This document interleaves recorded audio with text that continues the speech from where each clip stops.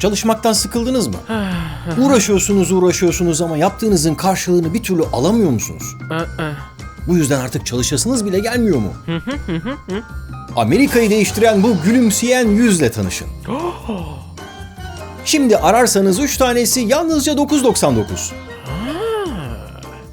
Bundan sonra sizin hayatınızda bu gülümseyen yüz gibi neşeyle dolacak. İyi de bu nasıl olacak? Bildiğin sünger gibi duruyor ya. Evet gülümsüyor ama sihirli bir değnek değil ki tüm problemlerimi hemen silip süpürsün. Ya hepsini geçtim. Ne işe yarar bu? Buna bakıp da ilham mı almamız gerekiyor?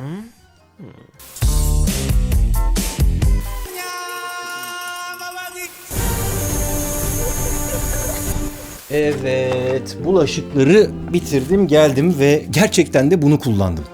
Bu elimde görmüş olduğunuz şeyler bir anda Amerika'daki dükkanları ele geçirdi. Nereye giderseniz gidin, nereye bakarsanız bakın karşınıza bu gülümseyen suratlar çıkıyor. Ama yakın geçmişte hiçbir yerde yoktu. Evet, diğer süngerlerden farklı olarak sıra dışı bir malzemeden üretilmiş ama mesele bu değil. Mesele bu fikri bulan ve geliştiren kişinin sıra dışı bir malzemeden üretilmiş olması. Sıra dışı dediğime de bakmayın. Aslında hepimizin içinde var olan özellikler bunlar ama ya unutuyoruz ya da pek önemsemiyoruz.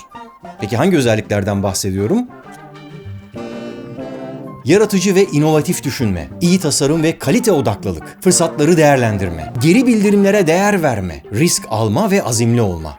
İşte bu kişisel özelliklerle bu geliştirildi ve girdiği herkesin hayatında küçük de olsa bir iz bıraktı. Bu hikayeden çıkaracağımız bazı dersler var. O yüzden şimdi gelin işin sırrını size anlatayım. Olay 2000'lerin başlarına kadar uzanıyor. Araba temizleme ve cilalamadan sorumlu Aaron Krause her gün olduğu gibi o gün de bir arabayı temizlemekle meşgul. Ama sürekli aynı işi yapmaktan sıkılmış gibi. Bir yandan arabayı ovalarken bir yandan da hayaller kuruyor. Böyle bir can sıkıntısıyla baş etmenin en iyi yolu ne de olsa hayal kurmak.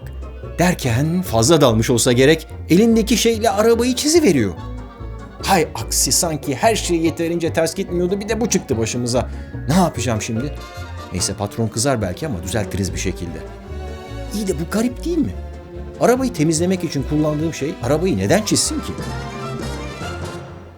İşte Aaron'ın hayatını değiştiren şey bu düşünce oldu. Karşısına çıkan bir problem hepimizin keyfini kaçırdığı gibi onun da keyfini kaçırmıştı. Fakat problemin altında kalıp ezilmek yerine onun üzerine gitmeye karar verdi. İşte bence çıkarabileceğimiz birinci ders bu. Zorlukları kabullenmek ve çözüm üretmek için çabalamaya devam etmek. Life is short. Try to do something new every day. Dance. Try to dance as much as you can. Akşam eve geçince masasının başına oturdu ve düşünmeye başladı. Eğer bu şey arabayı çiziyorsa geliştirilmesi gerekiyordu. Demek ki markette bu konuda bir açık olmalıydı. Eğer böyle bir sünger geliştirirse bu açığı doldurarak zengin olabilirdi. O açığı bu yüzle kapatacağını düşünüyorsanız yanılıyorsunuz. Daha buna var. Ama Aaron'ın henüz bundan haberi yok. Bir süre bu çizilme problemi üzerinde çalıştıktan sonra Aaron bir takım cilalama pedleri geliştirdi.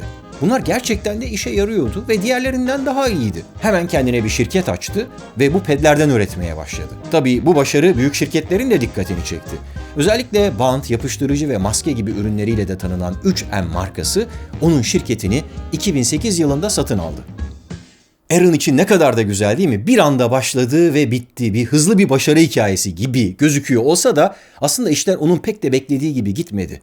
Evet, 3M markası şirketini satın aldı almasını ama Aaron'ın geliştirdiği hiçbir ürünü satmama kararı verdi. Öylece fabrikasında atıl bir şekilde bıraktı. Böylesine devrimsel bir şey nasıl olur da pazarlanmaz? Ya arabalarının çizilmesini mi istiyor bu insanlar? Daha iyi bir çözüm bulmalıyım. Bu öyle bir ürün olmalı ki onlara reddedemeyecekleri bir teklif yapmalıyım. Aaron yine iş başında. Aslına bakınca basit bir arabayı çizme hikayesi şirketinizi 3M gibi bir deve satmaya kadar gidiyor gibi gözüküyor. Cebine güzel para da girmiştir. Ama Aaron'ın istediği belli ki bu değil. O, insanların hayatına dokunan bir şeyler geliştirmek, bir fark yaratmak istiyor. Ama resmen büyük şirketlerin oyununa geliyor. Bunun nasıl bir hayal kırıklığı olabileceğini anlamak zor değil. Hangimiz bir şeyleri çok isteyip de işler yolunda gitmediği için umudumuzu yitirmedik ki? En nihayetinde hepimiz hayata bir şekilde dokunmak isteriz. Fakat üst üste gelen başarısızlıklar, üst üste gelen talihsizlikler bizi yolumuzdan saptırabilir. İşte buradan alınması gereken ikinci ders de bu. Try to exercise on a regular basis. A healthy body is a healthy mind.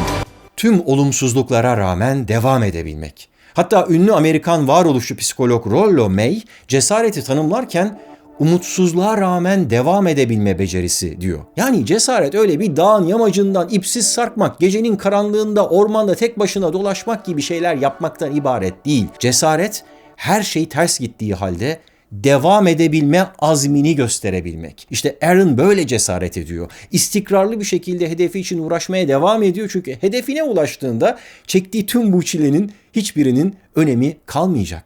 Ve en sonunda aklına parlak bir fikir geliyor. Gülümseyen bir fikir. Evet. Bu bir sünger. O yüzden bulaşık yıkarken bana da malum oldu. Fakat bu öyle sıradan bir sünger değil. Bunun adı Scrub Daddy. Ovala babacım şeklinde çevirebiliriz. Bizim için garip ama Amerikalılar için doğru bir isimlendirme. Try to connect to the silence of the sea. Ovala babacımın hikayesi buradan itibaren milyonlarca kişinin gözü önünde gerçekleşti. ABD televizyonlarında yayınlanan Shark Tank adında çok ünlü bir girişimcilik reality şovu var. Orada girişimciliği bir strateji oyunu gibi sunuyorlar adeta ve gerçek yatırımcıların desteğini alan bazıları gerçekten de çok büyük şirketlere dönüşebiliyor. Az sonra izleyeceğiniz sahneler televizyonlarda reyting rekorları kırdı burada. Sadece YouTube'da bile 15 milyondan fazla izlendi. Ama o sahnelerin analizine geçmeden önce bu videonun sponsorunun da çok ilginç bir hikayesi var. Onu anlatayım. Yerli bir oyun şirketi bu. Yuuto Games. İstanbul merkezli bu ekip Google Play ve App Store'da bir yıl gibi kısa bir sürede 500 bin indirmeyi aşarak popüler hale gelen Ticarium adlı bir oyun geliştirmiş. Bu oyunun 140'tan fazla ülkeden kayıtlı oyuncusu var. Oyuna bir CEO karakteri olarak başlıyorsunuz. Hem şirketinizi ve hem de kişisel servetinizi yönetiyorsunuz. Kendi sanal mağazalarınızı açıp satış arttırma, stok kontrolü, müşteri memnuniyeti gibi gerçek hayattan uyarlanan parametreleri kullanıyorsunuz. Diğer oyuncularla rekabet edip en başarılı CEO olmak için kıyasıya bir mücadele veriyorsunuz. Topluluk ve kooperatif yapıları, mağazalar, sanal borsa, tarla, hayvancılık, sanayi tesisi, maden ve restoran yapıları ise bu oyun içerisinde bulunan diğer modüllerden sadece birkaç tanesi. Bunları kullanarak bir yandan oynarken bir yandan da yönetim ve finansal okuryazarlık becerilerinizi geliştirebiliyorsunuz. Bu hikayeye sadece bir oyuncu olarak değil, aynı zamanda fonlayarak da ortak olabilirsiniz.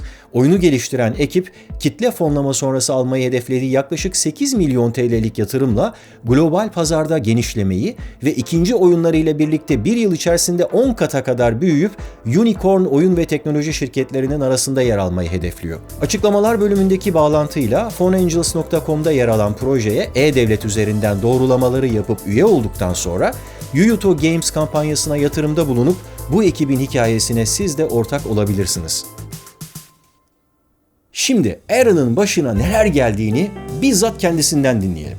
Bir dakika, bu Aaron değil. Bana esas Aaron'ı getirin. İşte karşınızda gerçek Aaron Krause. Amerika'daki Shark Tank adlı bir televizyon programında ürününü tanıtıyor şu anda. Bu programda yatırımcılara ürününüzü sunarak belli bir miktarda fon talep ediyorsunuz. Onlar da kazancınızdan ya da şirketinizden belirli bir yüzde karşılığı size bir teklifte bulunuyor. Ya da beğenmeyip ben yokum diyorlar. Bakalım Aaron'ın başına neler gelmiş orada. Hi Sharks, I'm Aaron Krause from Philadelphia and I'm known as the daddy of the Scrub Daddy. Ben oraları pek anlamadım ya. Posta arabasından sonra yok bende. Dur o zaman şöyle yapalım.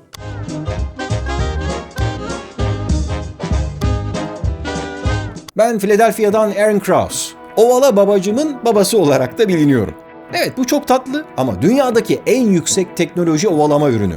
Bugün %10 karşılığında $100.000 hedefliyorum. Jüri pek etkilenmemiş gibi. Bu Aaron'ın ürününü pazarlamak için son şansı olabilir. Çünkü burada anlaştınız.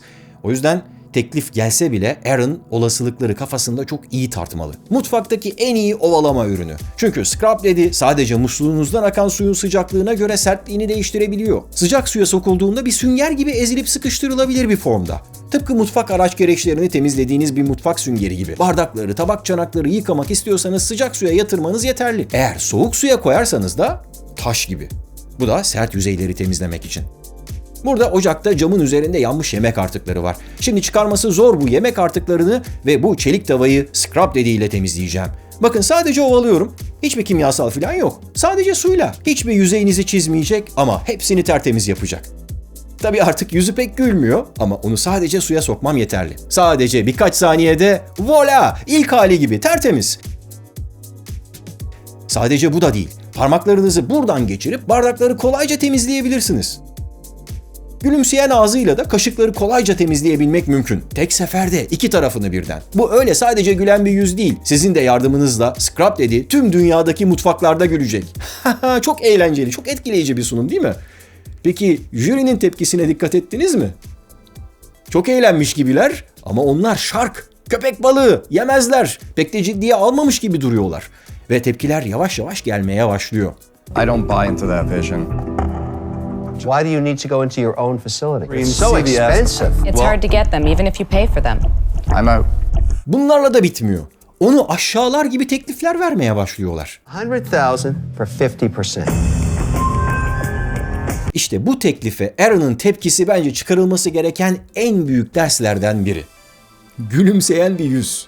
Aaron'ın başarısının aslında bu gülen yüz kendisinin gülen yüzü olduğunu tam bu noktada anlıyoruz. Kendinden emin, yaptığından emin, o yüzden gülümsüyor. Sadece çabalayarak yolunu bulmaya çalışan ve gülümseyen bir yüz. Gülüyor çünkü ne yaptığını biliyor. Bu teklife cevabına bakalım şimdi.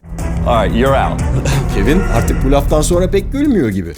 Bir anda sanki teklifi yapan oymuş gibi masayı tersine çeviriyor. Kendi potansiyeline inanırsan işte böyle dik durabilirsin.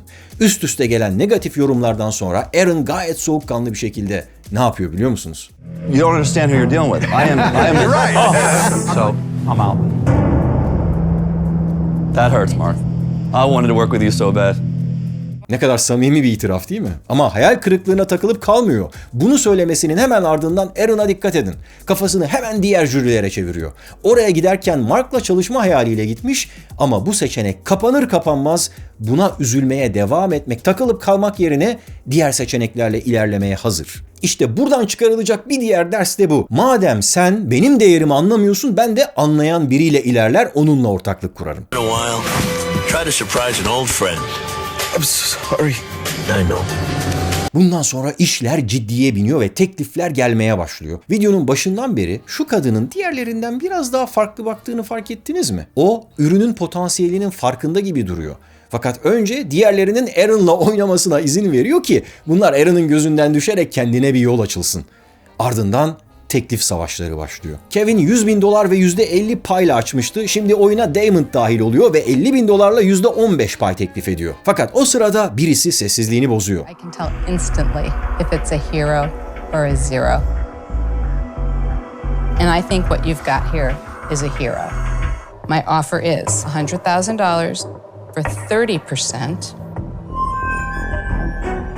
I'm pretty confident that we could get this into all retail stores across the country within literally weeks. Laurie'nin olaya bu kadar ciddi bir şekilde giriştiğini görenler başta o dalga geçtikleri halden yavaş yavaş silkinmeye başlıyorlar. Give you $100,000, you're going to keep the whole company. I want you to give me 50 cents on every unit sold until I get the 100K back. Then it drops to 10 cents in perpetuity. Just to sweeten the pot a little bit, I'm going to give you $150,000 for 25%. Ortalık bir anda kızışıyor. Laurie, Damon ve Kevin arasında ciddi bir rekabet var ve her birinin teklifleri birbirinden farklı. Aaron'ın bu noktadan sonra her şeyi kafasında daha iyice tartması lazım. Laurie ihtiyacı olan parayı teklif etti ama %30 gibi yüksek bir pay istedi. Fakat en büyük teklifi sahip olduğu network, yani çevresi. Bir anda onu bütün marketlere yaymayı vaat ediyor. Kevin şirketteki tüm payından vazgeçti ve istediği parayı da veriyor. Fakat sattığı her üründen bir pay istiyor. Başlarda bu oldukça yavaşlatıcı olabilir. Damon ise istediğinden fazla para veriyor fakat talep ettiği yüzde de fazla. Aaron'ın kendisine sunulan tüm bu teklifler karşısında ne yapacağı, nasıl davranacağı bizim yine ders çıkarmamız gereken bir konu. Çünkü burada kimi seçtiği ürününün başarısını belirleyecek. Her şeyi o anda doğru bir şekilde, anında tartmalı. Kendi teklifini de sunabilir fakat daha düşünemeden $100,000, but for 25%. The experience, the connections, everything that I have, it will be successful. I am partnered with the best of them.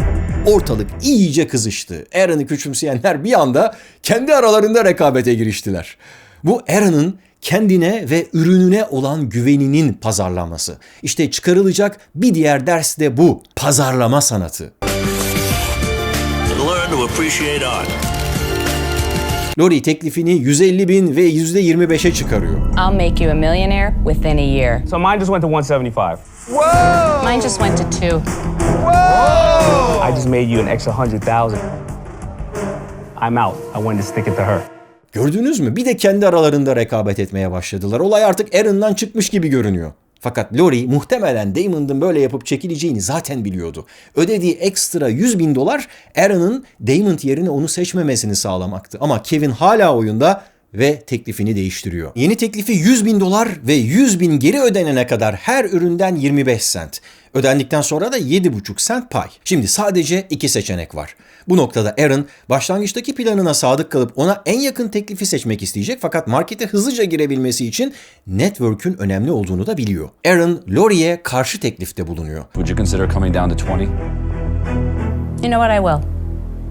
I'll go to 20. We got a deal. Lori ile anlaştıkları bu meydan savaşının sonucunda ne mi oldu dersiniz? Scrap Daddy şu anda Amerika'nın her yerinde. Başladığından beri $700 milyon fazla satış yaptı, 1 milyara doğru koşuyor. Ve bu da bizim son dersimiz sanırım. Başarınızın hakkını verebilmek. İnsan her şeyden önce kendini takdir edebilmeli. Küçük şeyler bile olsa bugün başardığınız basit bir şey için kendinizi takdir edin. Bu engellerle dolu bir yolda kendimizi motive edebilmemiz için gerekli ve hak edilmiş bir ödül. Yeri gelince kutlamayı da arkaya yaslanıp dinlenmeyi de bilmek lazım.